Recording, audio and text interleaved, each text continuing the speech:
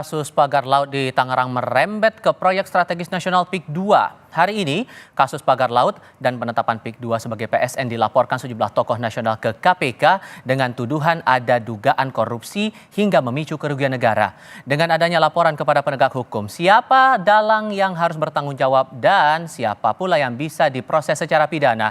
Kami akan diskusikan bersama Ketua PBHI Julius Ibrani yang melapor dugaan korupsi pagar laut dan PSN PIK 2 ke KPK hari ini, dan juga bergabung bersama kami Ketua Umum Relawan Jokowi Mania Immanuel Ebenezer dan Guru Besar Hukum Unsud Purwokerto Hipnu Nugroho. Selamat sore semuanya, apa kabar? Selamat sore, Mas. Terima kasih semua sudah bergabung. Baik, Saya mau langsung ke Mas Julius. Tadi di KPK, saya butuh penjelasan lagi dan penegasan dari Anda. Teman-teman melaporkan atau mengadukan siapa dalam hal apa? Pertama, kita melaporkan terkait dengan pagar laut yang dilatar belakangi dengan penerbitan sertifikat, kemudian perda zona pesisir dan yang lainnya, dengan hal-hal teknis yang kami temui di lapangan, misalnya ada konflik kepentingan. Presdir Agung Sedayu Group Nono Sampono adalah anggota DPD aktif, lalu sebagai presdir juga, lalu menerima sertifikat juga, itu konflik kepentingan karena dia penyelenggara negara. Lalu ada penggunaan KTP masyarakat secara ilegal sebagai nomini. Lalu ada kantor-kantor perusahaan penerima sertifikat yang ketika kita cek ke lapangan ternyata kantornya tutup, domisilinya tidak bisa diketahui di mana lagi dan segala macamnya. Kami sampaikan itu dan kami kaitkan dengan advokasi kami selama ini, mulai dari Perda RT RW Zona Pesisir tahun 2016 yang terjadi dugaan korupsi yang juga melibatkan aguan tahun 2016 itu. Lalu Ranperda di 2020 di Provinsi Banten. Jadi ini rangkaian panjang, kami jelaskan latar belakangnya. Dan siapa yang dilaporkan? Dari proyek itu kami laporkan mulai dari atas. Di situ ada Presiden Joko Widodo ketika itu yang memimpin, karena dia yang menetapkan proyek-proyek strategis nasional, sampai ke para menteri dan dinas di bawah. Dan yang kami kuatkan di dalam pelaporan itu adalah bahwa Menteri ATR sudah memecat bawahannya dengan dugaan pelanggaran administratif, termasuk administrasi yang diduga ilegal dan segala macamnya. Jadi kami laporkan itu mulai dari Presiden Joko Widodo ketika memimpin, menteri-menteri yang terlibat di situ siapa saja, pihak swastanya siapa saja, termasuk presdirnya. Kami gambarkan secara luas dan secara teknis di situ, gitu. Oke, merespon dari aduan yang disampaikan teman-teman ini, Bang Noel, Anda merasa bahwa proyek PSN PIK 2 ini memang bermasalah? Ya, kan kita nggak terlalu ini sekali ya soal PSN 2. Yang jelas mafia tanah itu ada. Dan apa yang dilakukan oleh kawan-kawan Julius PBHI ya, saya rasa kita semua mendukung, jangan enggak, apalagi ada Abraham Samad di situ. Ini sosok tokoh yang punya integritas. Ya kita jangan terlalu tipis kuping atau terlalu khawatir dengan laporan kawan-kawan ya, karena ini kan buat Indonesia ke depan. Tapi saya sebagai pendukung Pak Jokowi kemarin, saya punya keyakinan lah beliau tidak terlibat dalam kasus PIK 2 ini. Kalaupun ada laporan ya nggak apa-apa, itu hak konstitusional yang dilakukan oleh kawan-kawan PBHI. Dan mereka juga saya yakin punya data ya dalam melakukan laporan ini. Sampai bawa nama Pak Jokowi juga, itu nggak masalah menurut Anda, Bang Noel?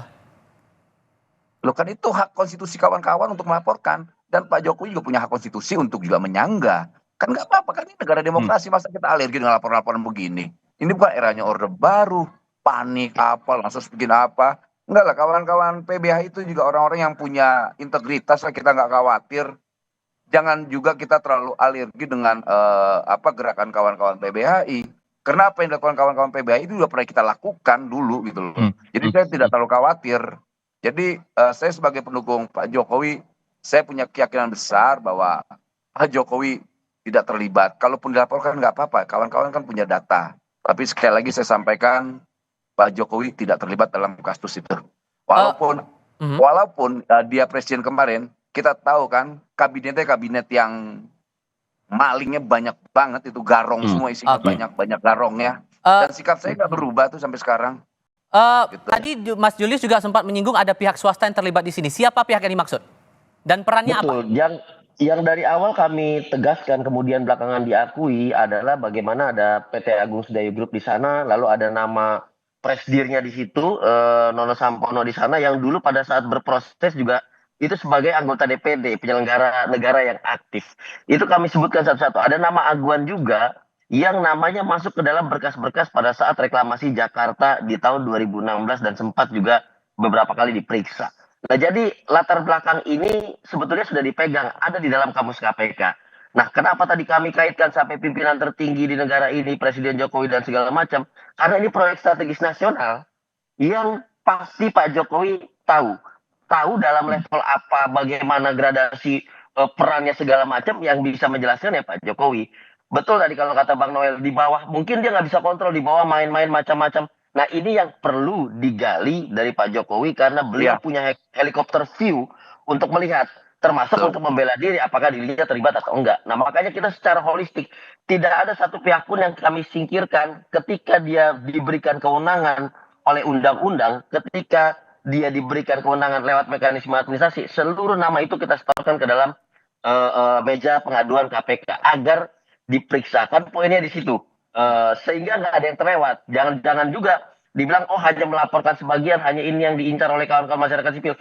No, sampai ke pimpinan daerah, sampai ke dinas kelautan, sampai ke dinas pertanahan di daerah, itu semua masuk di dalam laporan kami. Dan KPK sudah merespon akan melakukan pengayaan, menganalisis dan memverifikasi kemungkinan ada potensi pelanggaran atau tidak. Meresponnya gimana?